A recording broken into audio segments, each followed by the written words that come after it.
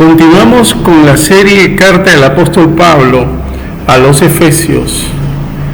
Tema 9, una nueva creación en armonía. Tema 9, una nueva creación en armonía. Texto base, Efesios 4, del 1 al 6. Lo estamos titulando,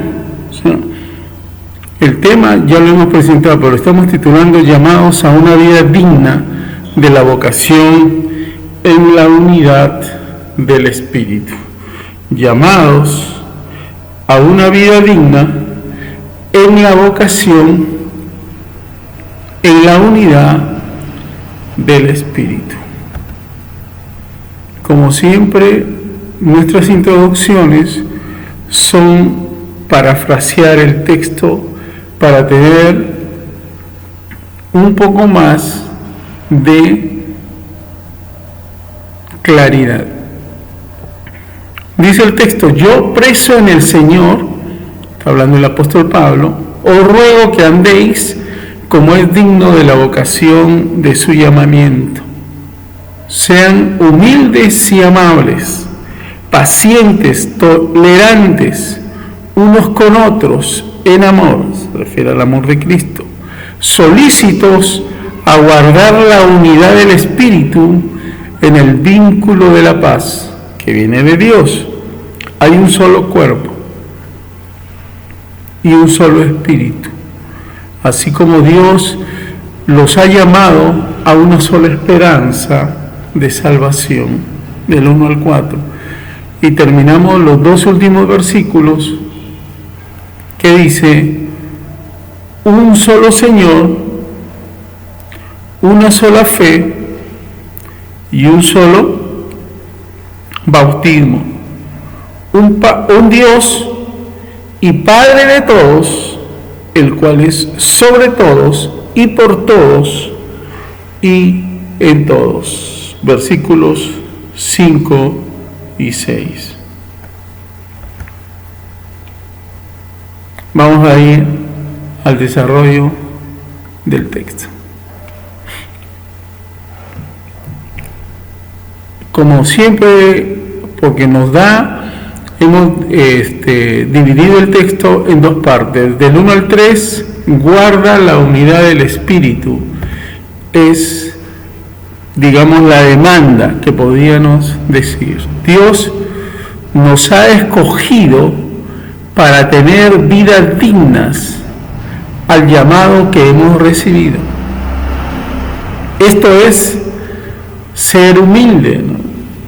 Aquí el tratamiento es personal. Ser humilde, amable, paciente y tolerante al prójimo en amor, ¿no? Esto está relacionado con la última parte que vimos en el capítulo 3, ¿no? La lección anterior, donde el punto culminante para tener toda la llenura de Dios es el amor de Cristo. Entonces, el amor de Cristo acá es el motor, ¿no? El amor de Cristo prácticamente va a ser la base. Por eso es que el apóstol de la lección anterior decía, ¿no? Cristo por la fe en nuestros corazones, ¿no? Pero además, Cristo por la fe en nuestros corazones, y que nuestra vida tenga como raíz y cimiento el amor, ¿no? El amor de Dios, el amor de Cristo. La pregunta es: ¿mi relación personal refleja el amor de Cristo? Esa es la base. Si estoy saturado, si tengo toda la plenitud de Dios, voy a reflejar en mi relación personal, voy a reflejar el amor de Cristo. Seré humilde, amable, paciente, tolerante con el prójimo. La segunda parte, específicamente el versículo 3, ¿no? Seguimos en el amor, dice: aceptar y amar al prójimo sin ninguna condición. No hay que tener ninguna condición. Yo no puedo poner ninguna condición para amar al prójimo. Si el prójimo se porta mal, ¿qué es lo que tengo que hacer? Amarlo. Porque así es la enseñanza de Cristo. ¿No? Cristo dice, muchas veces ha dicho, ¿no? Si nosotros amamos a los que nos aman, ¿qué recompensa vamos a tener? Tenemos que amar a nuestro enemigo. Tenemos que amar a los que sencillamente están en oposición a nosotros por ser hijos de Dios. Y continúa el texto: solícitos en guardar la unidad del Espíritu en el vínculo de la paz. La unidad la trae el Espíritu, ¿no? En el vínculo de la paz que Dios sencillamente nos da, la paz de Dios. El Espíritu nos guía cuando estamos dispuestos a ser guiados, no poniendo nuestra mira en lo que se ve. Aquí estamos utilizando un poquito aquí, un poquito allá, ¿no? Que es temporal, sino en lo que no se ve, que es eterno. 2 Corintios 4:18, ¿no? 2 Corintios 4:18, que dice: no poniendo nuestra mira en las cosas temporales, en las cosas que se ven que son temporales, sino poniendo nuestra mira en lo que no se ve, que es eterno. Entonces, aquí la unidad del Espíritu va a ser clave, y en la siguiente parte vamos a ver 7 motivos que nos llevan a la unidad, ¿no? 7 razones que nos da el apóstol que nos llevan a la unidad. Acá decimos 7 confesiones que nos unen. Este párrafo contiene 7 repeticiones de las palabras un o uno, un cuerpo, un espíritu, una esperanza. El primer versículo, que sería el 4, va desde la iglesia única y universal. Y aquí hay que tener presente que no nos estamos refiriendo a ninguna institución religiosa, porque hay que recordar que la iglesia está desde antes de la fundación del mundo, y a esta iglesia nos estamos refiriendo. Va desde la iglesia única y universal, que Dios ya la ha separado, ya la ha hecho suya desde antes de la fundación del mundo. La evangelización lo que tiene como propósito ir trayendo a todos los que ya desde antes de la fundación del mundo Dios ha establecido, porque Él, como decíamos ahí en esas lecciones, a Él nadie le da consejo, a Dios nadie le da consejo, y entonces Dios lo ha establecido así. No se trata de una iglesia con manejo humano, no como una institución religiosa. No nos estamos refiriendo a ninguna institución religiosa, nos estamos refiriendo a la reunión de todos los santos fieles de Dios en Cristo Jesús, de todos los tiempos, de todos los lugares, redimidos en la sangre de Jesús. Esa es la iglesia única y universal, por eso que somos un cuerpo. Va de la iglesia única y universal al Espíritu invisible que da armonía, ¿no?, y paz en Cristo, hasta la esperanza gloriosa que Cristo vuelve. Esa esperanza es ¿por qué? Porque en este momento uno dice soy salvo, pero por la fe. Cuando venga Cristo se consumará la salvación en términos objetivos, en términos reales. Ahí se completará. Para eso viene Cristo. Entonces, 3 cosas que armonizan acá la unidad. La iglesia, única y universal, el Espíritu, con un solo Espíritu nosotros entramos, tenemos acceso a Dios, lo ha dicho la palabra, el Espíritu Santo, pero también tenemos una esperanza gloriosa en Cristo, que Cristo vuelve. Y un cuarto elemento es la fe en Jesús como el único Señor, que es la base del bautismo.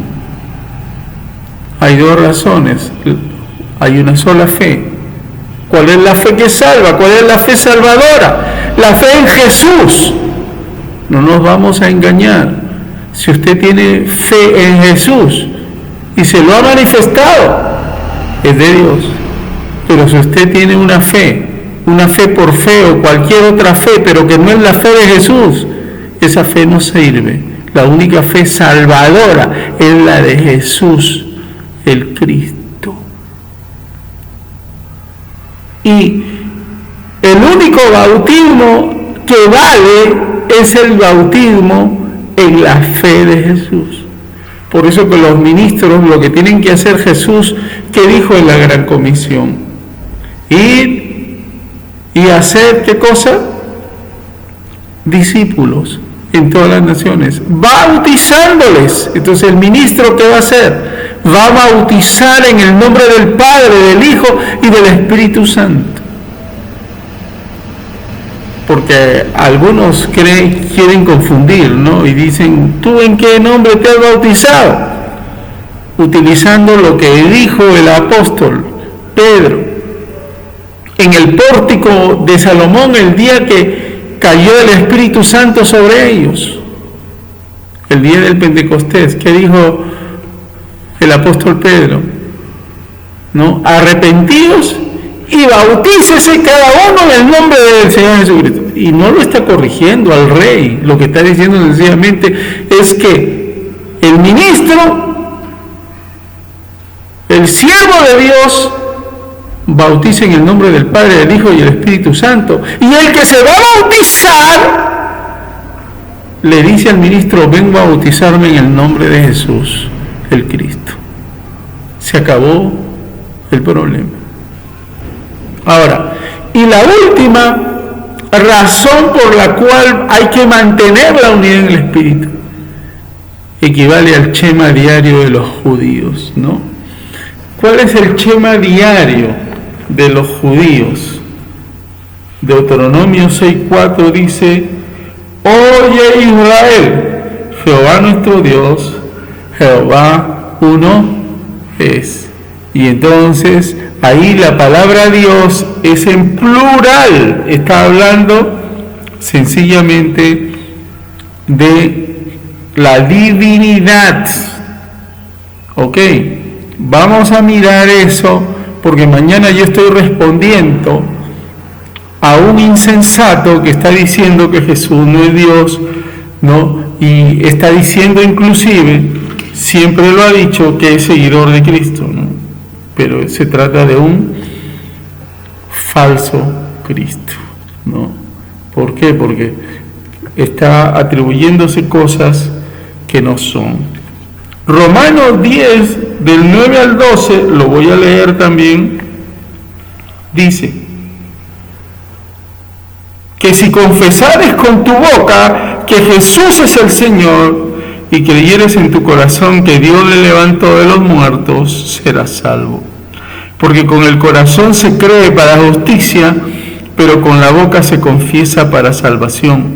Pues la Escritura dice, todo aquel que en él creyere no será avergonzado, porque no hay diferencia entre judío y griego, pues el mismo que es Señor de todos, es rico para con todos los que le invocan. Y ahí hay un misterio. No podemos afirmar lo que algunos insensatos dicen, Jesús no es Dios, porque está diciendo la Escritura que Jesús sí es Dios.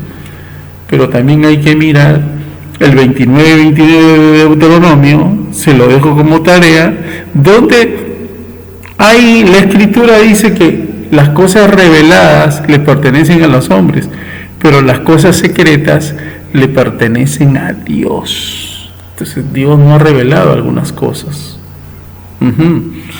Y Primera de Corintios, capítulo 8, versículo 6, dice: para nosotros, sin embargo, solo hay un Dios, el Padre, del cual proceden todas las cosas, y nosotros somos para Él, y un Señor, Jesucristo, por medio del cual son todas las cosas, y nosotros por medio de Él. Pero no hay que olvidarnos que Jesús en el 10:30 de Juan dijo: yo y el Padre, uno somos. Por eso es que no podemos ser insensatos y decir Jesús no es Dios. No, al contrario, Dios se hizo hombre. El clima de la afirmación judeo-cristiana del Dios único, soberano, por sobre y en toda la creación. Claro, porque está diciendo que Él es por todos, pero está sobre todos, ¿no? Y también está en todos. Cosas que la mente humana no puede explicar ni comprender. Aplicaciones: comprende que la conducta que nuestras vidas en la vida diaria es el mensaje, ¿no?, cristiano práctico más efectivo que estás predicando. Comprende que la conducta que muestras en la vida diaria es el mensaje cristiano práctico más efectivo que estás predicando. Alguno ha dicho: más suena lo que haces que lo que dices. Y entonces, si estamos predicando, vamos a predicar lo que estamos viviendo, y si estamos viviendo en toda la llenura de Dios, el mensaje será práctico y efectivo. De lo contrario, será vano. Por último, en esta parte de aplicaciones, la segunda aplicación dice: vive conservando la unidad del Espíritu, que era lo que estábamos dando las razones, ¿no? Y poniendo de manifiesto la verdad del Evangelio de forma consistente e irrefutable. Vive conservando la unidad del Espíritu. Y nos ha dado 7 razones la Escritura de la unidad, ¿no es cierto? Tenemos un solo Dios, tenemos un solo Señor, tenemos un solo Espíritu, somos parte de un solo cuerpo, tenemos una sola esperanza, tenemos una sola fe y tenemos un solo bautismo. Aleluya. Por último, una conclusión: santo y fiel en Cristo Jesús. O sea, iglesia es lo que está diciendo. Iglesia, sea santa o santo, pero fiel en Cristo Jesús. Que tu vida comunique un mensaje práctico, consistente e irrefutable en Cristo. Digno de tu llamado, manteniendo la unidad. ¿Y por qué tenemos que mantener la unidad? Porque tenemos un solo cuerpo, hay una sola iglesia nomás, la que Dios ha diseñado desde antes de la fundación del mundo. Tenemos un solo Espíritu, el que nos permite y el que nos da acceso a Dios. Un solo Espíritu, una sola esperanza, porque Cristo viene pronto a consumar la salvación de manera objetiva. Una fe, la única fe salvadora es la del Señor Jesucristo. Un Señor, el único, el Señor Jesús. Un bautismo a través de la fe del Señor Jesucristo. Y un Dios y Padre de todos, que está por encima de todos, que es por todos y está en todos. Esas son las razones para mantenernos unidos en el Espíritu. La pregunta que cae de madura es: ¿estoy viviendo así? Y la respuesta es personal. Que el Señor nos continúe bendiciendo en todo y que nos sigamos deleitando con estas lecciones para gloria y alabanza de su nombre. Amén.